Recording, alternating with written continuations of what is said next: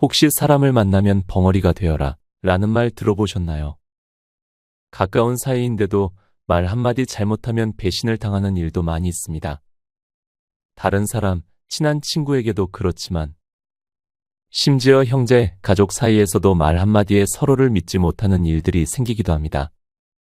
그만큼 나이가 들수록 말을 더 조심해서 해야 하는 것 같습니다. 하지만 여러분 이런 생각도 들지 않나요? 숨기는 것이 너무 많은 사람은 믿을 수가 없어요. 친해지고 싶지 않아요. 서로 만나서 숨기고 말 안 할 것 같으면 아예 안 만나는 게 좋죠. 맞습니다. 너무 많이 숨기다 보면 상대방에게 믿음을 줄 수가 없죠. 또한 계속 숨기다 보면 정신건강에도 좋지 않습니다. 우울해지고 자존감이 낮아지기도 합니다. 그렇다면 어떻게 해야 할까요? 답은 명확합니다. 다른 사람에게 말해서 안 되는 걸 정확하게 알고 나머지는 털어놓고 살아가는 겁니다.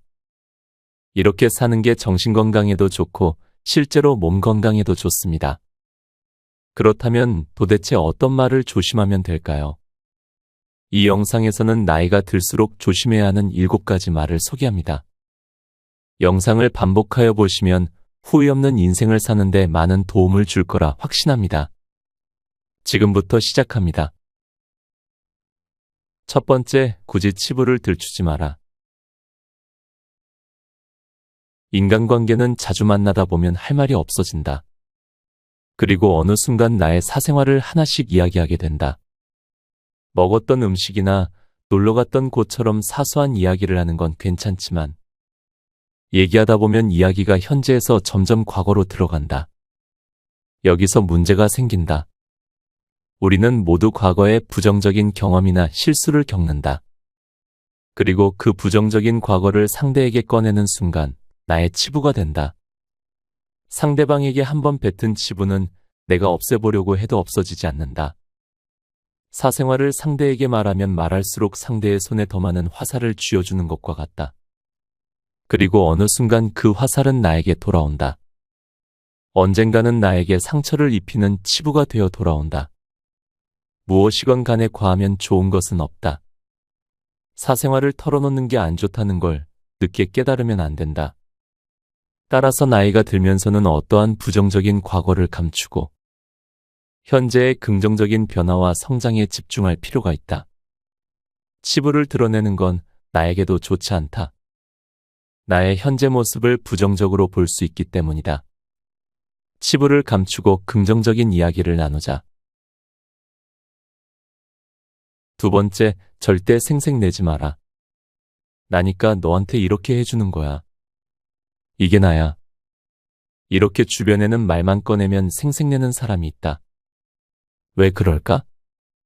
인간은 기본적으로 자존감을 지켜야 하는 숙명을 타고난다. 자존감은 곧 나의 존재 이유이기 때문이다.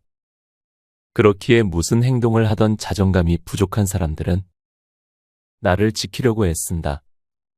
생색내는 사람은 성공하면 내 덕분이고 실패하면 남의 탓이라고 한다. 그리고 실패하면 이런 말을 덧붙인다. 나는 이러이러한 이유 때문에 안 했어. 나는 정당해. 생색내는 것 또한 같은 의미다. 주변에 밥 한 번 샀다고 생색내는 사람이 많다. 그런 사람들은 다른 사람을 위해서 밥을 산 게 아니다. 나의 자존감을 위해서 산 거다. 나의 자랑을 하기 위해서 산 거다.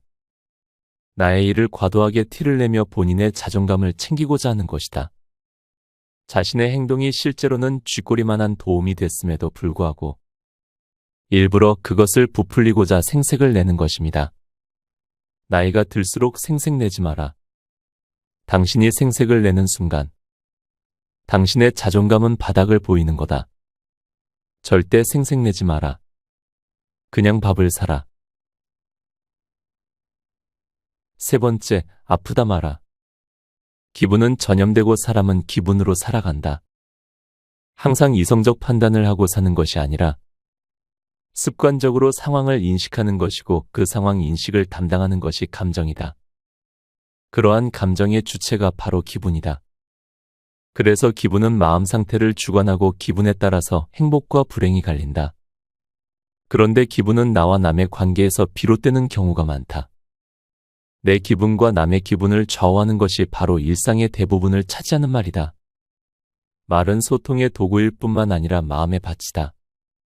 그래서 어떤 마음 상태가 발현되어 말이 되는가가 내가 행복하고 남이 행복한 씨앗인 것이다. 우리는 하루에도 수만 마디 말을 하며 사는데 이 말의 수만큼이나 기분이 좋다, 나쁘다, 언짢다, 상했다, 내키지 않는다, 망쳤다, 괜찮다, 그저 그렇다 등으로 표현되는 것이다. 위에서 언급한 기분을 나타내는 형용사는 대부분 부정적인 말이 많다. 아무래도 불완전한 사람의 심리를 지키고자 하는 불안감에서 나온 방어적 기제라는 생각이 든다. 그럼에도 우리는 좋지 않은 기분을 전염시켜서는 곤란하다. 마음의 밭에 안 좋은 씨를 뿌리면 우리의 미래는 불행한 결실을 맺을 것이다. 당장은 불안하고 부정적인 것이 더 강하게 기분을 장악하더라도 듣기 좋은 말을 해야 한다. 내게든 남에게든 말이다. 그런데 참으로 안타까운 상황을 자주 목격하게 된다.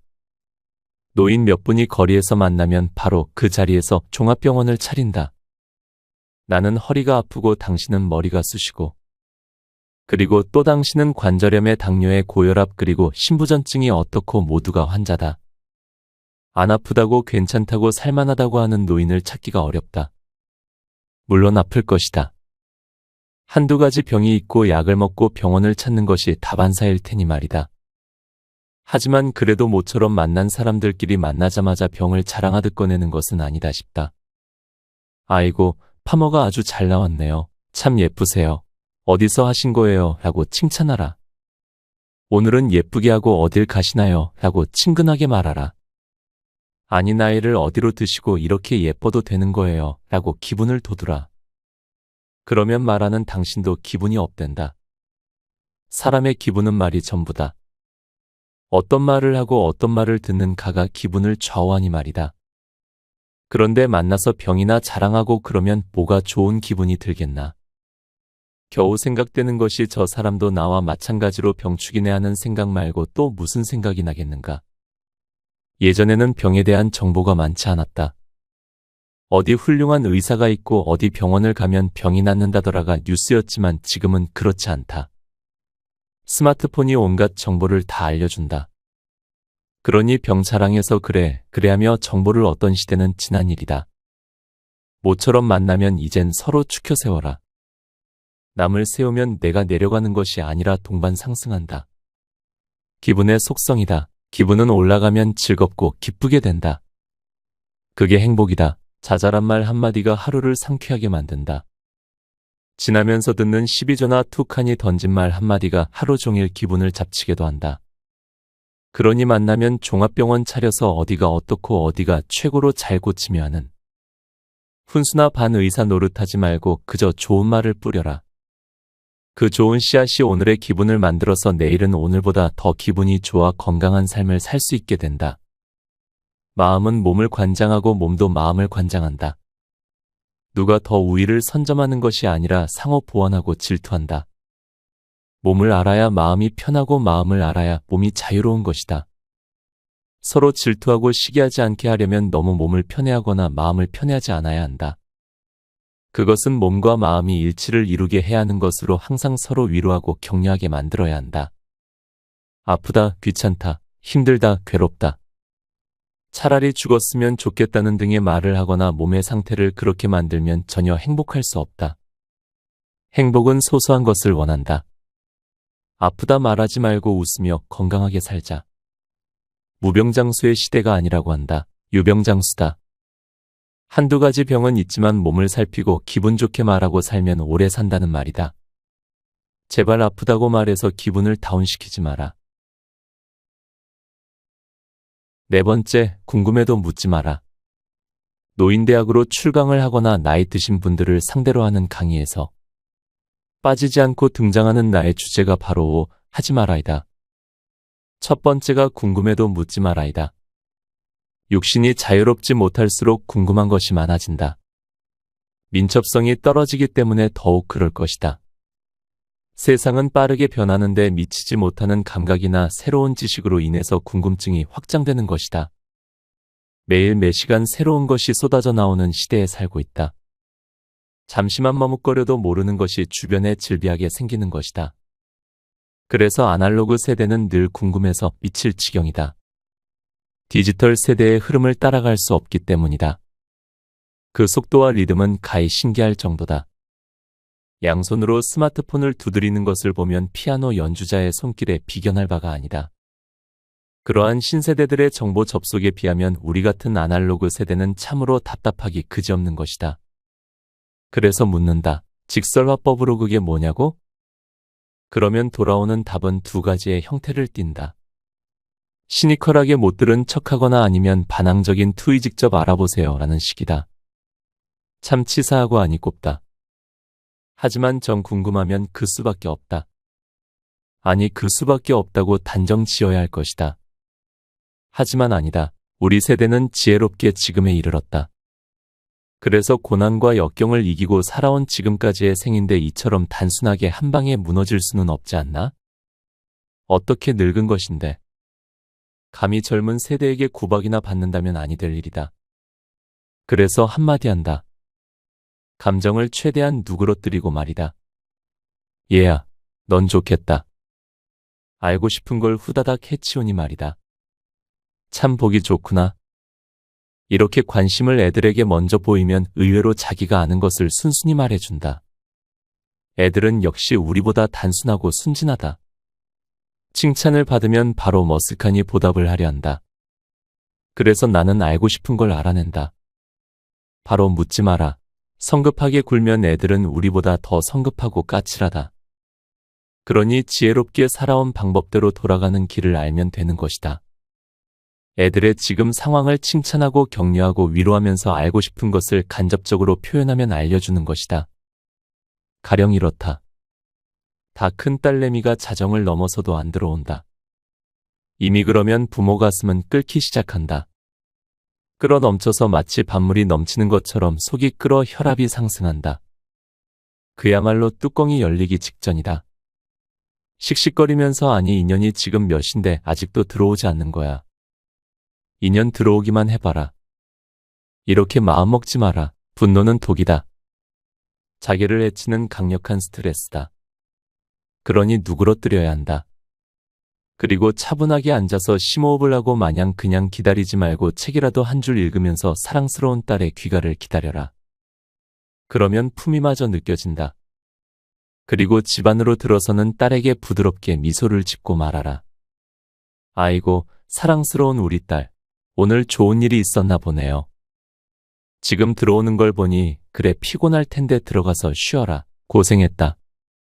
이렇게 말하면 처음에는 우리 엄마가 살짝 맛이 갔나라고 생각할지 모른다. 하지만 이내 자기가 왜 늦었는지 이실직 구하는 것이다. 엄마 사실은 말이야 내 친구 소희 있지? 걔가 오늘 생일이라고 해서 파티하고 영화 보고 오느라 늦었어요. 다음엔 안 늦을게 라고 자진해서 실토하는 것이다. 문을 열고 들어오자마자 딸한테 하니 그래 뭘 하다 이렇게 늦었니? 다 큰 계집애가 세상이 어떤 세상인데 지금까지 돌아다니고 지랄이야. 그래 뭐하다 들어온 거니 이년아 말해봐 어서 라고 하면 이미 엄마의 말을 반은 듣지 않고 자기 방으로 휙 하니 들어간다. 방문을 쾅 하고 소리 내면서 말이다. 그런 일을 다반사로 겪으면서도 마치 기억을 잊어버린 사람처럼 매번 같은 말을 뱉어내는 건 우매한 어른이다. 그러니 감정을 사귀고 딸로 인해서 자기의 소중한 마음을 썩이지 말고 책이라도 보거나 음악이라도 들으면서 자기만의 유익한 시간으로 기다림을 채우고 품격 있게 한마디 하면 된다. 그래 오늘도 수고했다. 푹 자고 내일을 희망으로 맞이하자. 그러면 오늘딸에게 궁금했던 모든 문제가 풀린다. 딸이 알아서 다 말해주기 때문이다. 그러니 궁금해도 묻지 마라. 스스로 알아서 말하게 하라. 그것이 어른의 말이다. 5번째, 노여워 마라. 나이 들면 애 같다고 한다. 일면 맞는 말처럼 들린다. 애들이 작은 일에 서러워하는 것처럼 나이 들어서는 별일도 아닌데 노여운 마음이 생긴다. 나 또한 예외는 아니기 때문에 격하게 부정하고 싶지 않다. 근본적인 문제, 즉 노여움이 야기되는 것은 소외감이다. 존재에 대한 인정을 받지 못할 때 노여워지는 것이다. 한 번은 동호회 모임에 나만 빠지고 모임을 가졌다는 소문을 들었다. 그래서 여간 놓여온 게 아니었다. 아니 그럴 수가 있어 하면서 내가 누군데 감히 나를 제외하고 자기들끼리만 모였단 말이지 하면서 자존심이 상해서 누구한테 말도 못하고 내심 끙끙거리고 있는데 전화 한 통을 받았다. 같은 동호회 참석자한테서 말이다.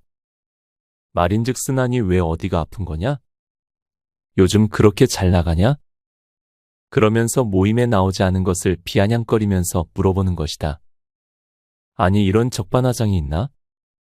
그래서 나도 화가 치밀어서 그럴 수 있냐고 내가 그래도 전 회장인데 감히 나를 쏙 빼고 전 현직 임원회의를 했다니 말이 되냐라고 노여움을 폭발시켰다. 그랬더니 아니 왜 연락이 안 갔냐고 문자를 확인하라고 직격탄이 날아오는 것이다. 그래서 일단은 알았다고 얼버무리고 전화를 끊고 나서 문자를 확인했더니 웬걸. 며칠 전에 문자가 온 걸 미처 확인하지 못했던 것이다. 아차 싶었지만 이미 성질 못되고 막무가내인 사람으로 낙인 찍혔구나 하는 생각이 들었다. 그래서 다시 전화를 걸어 죄인이 된 기분으로 미안하다. 내가 미처 문자 온 걸 확인 못해서 그랬노라고 당신만 알고 있으라 라고 유야무야 넘기고 말았다. 사소한 것을 놓치고 버럭 화부터 낼 사안이 아니라 조금 더 참고 통보가 안 된 이유를 확인했으면 될 일인데 참으로 난감한 경우가 된 일이다. 어느 노인정에 갔던 할머니 한 분의 얘기다. 모 봉사단체에서 과자와 사탕을 준비해서 노인들에게 주었는데 그 분배 과정에서 자기한테는 사탕이 5개밖에 안 주더라는 것이다. 다른 노인들은 보니까 모두 6개나 7개, 많게는 9개까지 받은 사람도 있는데 자기만 5개라며 노발대발했다는 것이다. 저절로 웃음이 나는 일이다. 최소한 나는 저렇게 늙지 말아야지 하는 마음을 먹은 적이 있었다. 한 줌씩 주다 보면 조금 많이 집히는 경우도 있고 덜 집히는 경우도 있어. 그 수가 차이가 나는 것일 텐데 자기만 손해를 본 것 같아 노여워하는 것이다. 종래는 목숨까지 다 주고 가는 게 인생인데 뭐 그리 대단한 것도 아닌데 노여워하는지 안타까울 뿐이다. 더 심한 사례도 있다. 어느 가수가 노인정에 초대를 받아서 노래를 부르는데 그 옆에 있던 봉사자가 슬며시 테이블에 과자와 빵을 갖다 놓았다고 한다. 그랬더니 할머니 할아버지가 노래도 끝나지 않았는데 우르르 몰려가서는 과자와 빵을 집어가는 바람에 노래하던 가수가 멋쩍게 노래를 마쳤다고 한다. 요즘은 못 먹어서 건강을 잃는 사람보다 많이 먹어서 건강을 해치는 경우가 더 많다고 들었다. 그깟 과자 부스러기나 빵을 먹기 위해서 손님 초대해놓고 우왕좌왕한다는 건 상식 이하의 행위다. 내 것 챙기느라 손님 앞에서 추한 꼴이 된 것이다. 남보다 못 가져서 남보다 덜 먹어서 화를 내고 노여워하는 일은 어른의 태도가 아니다. 내가 못 가지면 남이 더 가져 좋은 일이 되겠구나 하는 비록 도에는 이르지 못하더라도 내가 좀 손해를 보더라도 속상해하지는 말아야 한다. 물질로부터 소외되는 것은 그리 대단한 것이 아니다. 영혼이 소외되는 것이 더 마음 아픈 일인 것이다. 세상을 살아온 지혜로 더 넉넉하게 수용하고 바라보면 어른의 품격을 지닐 수 있다. 아등바등 집착하지 말고 별일 아니라며 마음을 내려놓고 노여움이란 단어를 마음속에서 지워야 한다. 노여움이 노인들의 전유물처럼 인식되어선 안 된다. 아이들이 갖는 서러움이야 성장의 과정이 될 수 있지만 노여움은 아무 쓸모없는 하등의 감정이다. 그러니 나이 들어서 추잡하게 먹는 것에 연연하거나 입는 것에 질투하고 가진 것에 노여워하지 말기 바란다. 나 또한 마음의 분산을 막고 기다리고 여유를 가져 점검하고 정리해서 살아야겠다. 노여움이란 존재의 소외감에서 오는 것이 다반사인데 있는 듯 없는 듯하며 여생을 살겠노라고 다짐하라. 소나기를 펴라. 움켜쥐는 것은 모두 바람이 된다. 쓸데없이 노여움으로 귀한 시간을 보내지 마라. 6번째, 왕년 찾지 마라. 전성기가 언제냐고 행여 묻거든? 아직 오지 않았다고 말하라. 그렇게 묻는 사람은 많지 않겠지만 그래도 마음속에 답을 준비해 두어야 허둥대지 않는다. 하지만 전성기를 대놓고 말하지는 않아도 그리 말하는 사람이 적지 않다. 여럿이 모인 곳에서 목청을 돋우는 사람 중에는 잘 나가던 때를 마치 영웅담처럼 뇌까리기 때문이다. 듣기 거북할 정도로 큰 목소리로 한때의 과거를 부풀려서 보란듯이 말하는 사람은 거의 허풍이 많다. 과거는 해석에 따라 다르다. 그뿐만 아니라 현실의 관점에 따라 얼마든지 희석되고 각색될 수 있다. 왜냐하면 자기만의 경험을 반추하기에 그렇다. 물론 같은 경험을 한 사람들이 있을 경우도 있기는 하다. 하지만 얼마든지 자기만의 화법으로 그때의 상황을 새롭게 각색할 수 있는 것이다. 이는 같은 곳에 있어도 같은 상황을 경험했어도 서로 다른 것을 기억하기에 그럴 수 있는 일이다. 하여튼 어느 한때가 전성기라고 말하면 앞으로는 별 볼 일이 없어지는 것이니 명심하라. 그러니 전성기가 지났다고 라고 하면서 나불대지 않아야 한다. 그래야 겸손한 상황을 연출하는 것이다. 전성기가 지난 사람은 기대치가 낮아질 수밖에 없다. 더 이상이 아니라면 평균치나 그 이하인 것을 누가 기대하겠는가? 사람은 그 사람의 방향과 상승을 기대한다. 그런 에너지를 가진 사람과 친분을 갖고 싶은 것이지 결코 하락하는 에너지의 사람과 가까이 할 이유가 없는 것이다. 자랑과 똑똑함은 친밀감을 쌓는데 장애 요인이 된다. 관계는 허술해야 서로 엮이는 것이지 똑똑함의 정교함이나 이미 완성된 이미지는 서로 다른 면으로 부합하기가 어렵고 애써 관계를 시도하기가 갑갑한 것이다. 그러니 이제부터라도 초보된 것을 말하라. 나는 요즘 이러한 것을 배우고 있는데 좀 가르쳐 줄 사람 없나요? 라고 하면 스스럼없이 다가설 수 있다. 그렇지 않고 나는 이것도 해봤고 이것도 잘하고 만능이라는 인식을 심어주면 꼴값한다고 생각하지 잘났다고 인정해주지 않는다. 몇십 년 전의 일을 사람들한테 미주알고주알 말해봤자 그냥 귓등으로 듣고 만다. 소기의 경 읽기처럼 무감해하는 것이다. 그러니 엊그제 일을 말하라. 아니 오늘 당장 한 일을 말하라. 새로 배우고 있는 기타와 손글씨를 얘기하라. 그러면 사람을 얻게 된다. 특히나 젊은 사람을 등에 업을 수 있는 좋은 기회가 된다.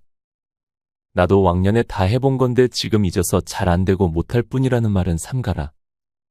사람은 나보다 잘난 사람 별로 좋아하지 않는다.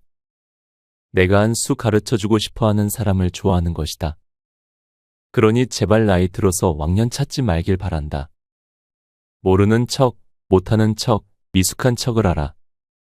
그러면 주변에 사람을 둘 수 있다. 그리고 그들의 신선함을 배우고 느끼면서 살 수 있는 것이다. 고리타분하니 동년배들과 몰려다니면서 춤추고 노래하고 술 마시는데 시간을 버리지 말라. 사는 일은 평생 배우고 깨우치는 일이다. 일반적인 답이 아니라 자기만의 질문을 갖는 것이 삶을 제대로 사는 것이다. 모두가 좋아한다고 나도 좋은 것은 아니다. 내가 좋아야 한다. 남이 뭐라 해도 나만의 개성을 살릴 수 있는 어떤 이로운 것을 배우라. 그리고 배운 것은 필히 남을 주어야 한다. 지식도 기능도 혼자만 갖고 있으면 썩는다. 고인 물이 썩듯 아는 것을 가두고 있으면 썩는다. 배워서 남을 줘야 한다. 하지만 배우는 과정은 겸손해야 하니 전성기 얘기는 꺼내지 말고 잘난 척하지 마라. 현역 시절의 전문성은 가르치고 은퇴 후에는 새로운 것을 겸손하게 배워야 한다. 늘 가르치기만 해서도 안 되고 늘 배우기만 해서도 지혜롭게 사는 것이 아니다. 순환이 몸의 기능이듯이 정신에 순환이 있어야 한다. 그것은 가르치고 배우는 것을 같이 해야 한다는 것이다. 전성기 운운하며 배우기를 멈추고 큰소리치고 왕년 찾는 사람 치고 제대로 된 인물을 못 봤다. 그러니 지난 얘기는 하지 마라. 은퇴 후의 삶이 멋져야 유종의 미를 거둔다. 사람이나 일이나 끝이 좋아야 한다. 늘 말하지만 시작점이 중요한 것이 아니라 마침점이 중요하다. 그 사람 이름 뒤에 물음표가 남으면 우습지 않은가? 김영빈이 누구지 보다는 멋진 수식어를 남겨라. 7번째, 탓하지 마라. 사는 일이 어찌 만만하랴. 생각대로 된 일보다 생각지도 못한 일이 벌어져 난감한 일이 더 많지 않았던가. 그래서 과거의 어느 한 시점으로 돌아간다면 다른 결정과 선택을 했을 거라는 미련이 늘 있게 마련이다. 나 또한 그 범주에서 자유롭지 못하다. 젊어한 때 선택의 기로에 서서 지금의 현실을 만들어냈던 것인데 다시 그 기회가 주어진다면 다른 쪽을 선택해서 살고 싶은 것이다. 물론 지금의 현실을 부정하는 것은 아니다. 피하고 싶어 안달이 나서 하는 말도 아니다. 다른 선택 결과를 추이해 보고 싶은 것이다. 로버트 프로스트에 가지 않은 길에 대한 궁금증이 생기는 것이다. 그래서 지금 알고 있는 것을 그때 알았더라면이라는 멋진 시구도 있는 것이다. 하지만 결과에 초연하게 살 수만은 없는 듯하다. 어쩌다 지난 일을 얘기할 때 유난히도 과거에 발이 묶여서 현실이 힘들다고 푸념하거나 절망하는 사람들이 많다. 그때 그 인간만 만나지 않았어도 내가 지금 이렇게 살진 않는다. 라고 하소연을 하는 사람들은 대부분 아내들이고 그 인간을 지칭하는 것은 같이 사는 남편을 3인칭으로 표현하는 것이다. 때론 그때 그 돈을 공공한테 빌려주지만 않았어도 지금 떵떵거리고 살 건데 하는 말은 가까운 지인이나 친인척을 일컫는다. 그러고 보면 상처의 거리는 지척에 있는 것이 맞는 것 같다. 멀리 있는 사람은 도움도 안 되지만 아픔도 주지 않는다. 그저 배경처럼 구성원에 지나지 않는다. 문제는 가족을 비롯해서 친인척 또는 가까운 이웃인 것이다. 그들은 사정을 알고 있고 그 사정을 빌미로 삼아 서로 이익을 취하거나 손해를 끼치게 되어 있다. 거리감이, 친밀감이 그렇게 상호작용을 는 것이다. 상호작용이라는 것은 내가 어떠한 행위를 해서 그 행위에 반응하는 결과로 이루어진다. 그 결과가 나에게 또는 그에게 좋으면 선행이고 나쁜 결론이면 악행이 된다. 서로 좋거나 서로 나쁘게 작용할 수도 있고 나만 나쁘고 상대가 좋은 경우도 물론 있고 난 좋은데 상대가 나쁜 경우도 덜어 있다. 하지만 대개의 경우는 서로 좋거나 서로 나쁘거나 한다. 그래서 불만이 생기고 불평등이 일어나서 관계가 소원해지거나 악연이 되기도 한다. 관계의 기본이 깨지는 것이다. 물론 서로 좋아서 잘 유지되는 것이 더 많을 것이다. 하지만 손익이 발생해서 관계가 악화되는 것이 가끔 있다. 그러한 거래에 대한 결과는 수치상으로 같다고 해도 심리적 평등이 이루어지지 않으면 불공정한 거래가 된다. 가령 똑같은 수익이 발생해서 처음에 계약한 대로 똑같이 분배를 했다고 해도 한쪽이 억울한 면을 드러내면 억울한 처사가 된다. 나보다는 사정이 나은데도 똑같이 분배했다고 불평을 하는 마음이 있으면 그렇게 되는 것이다. 그래서 친밀도와 거래는 별개의 일이다. 하여튼 거래가 성사되고 깨지고 해서 관계가 악화되면 탓을 하게 된다. 변명으로 자주 등장하는 탓이라는 단어가 감정을 등에 업고 얘기거리에 나타나는 것이다. 그때 그 사람 말을 듣지 말았어야 했어 라든지 그때 그 인간에게 돈을 빌려주지 않았어야 되는데 라든지 과거의 한 시점을 두고 사람을 탓하는 것이다. 아니면 자책을 하면서 내가 미친년이지. 또는 내가 미친놈이지 그때 정신을 좀 차리고 이성적으로 판단했어야 하는데 그놈의 정 때문에 일을 망쳤어. 라는 말로 자기 탓을 하는 것이다. 성당에서 미사를 볼 때 의식 중 하나로 내 탓이오, 내 탓이오. 내 큰 탓이로소이다 라며 가슴을 치는 행위가 있다. 이는 반성의 말로 얘기하는 의식이다. 하지만 일상적인 대화에서 내 탓이라고 자책하는 것은 바람직하지 않다. 그렇다고 남을 탓하는 것도 볼성사납다. 그러니 자기 탓도 남 탓도 하지 말고 그때의 과오를 잊지 말고 앞으로의 선택이나 결정에 참고하여 신중하면 된다. 굳이 남을 탓해서 내 감정의 소요를 잠재울 필요는 없다. 쏟은 물을 다시 담지 못할 바에야 그 이미지를 말로 되풀이하는 것도 정신건강에 도움이 안 된다. 그러니 탓하지 말고 현실을 담담하게 받아들여라. 어제의 결론이 바로 오늘이자는가. 오늘은 또 미래의 발판이 된다. 오늘 내가 걷는 길이 내일의 목적지가 되니 오늘을 행복하게 긍정적으로 살라. 그러면 된다. 과거에 대한 복수는 오늘을 참신하게 성실하게 살아내는 것이다. 사람에 대한 복수심이나 탓으로 돌려서 마음의 상처를 보듬지 마라. 상처는 저절로 없어진다. 내 미래가 희망이 될 때 상처는 씻은 듯이 사라지는 것이다. 탓하지 마라. 나이 들어서는 그것도 추하다.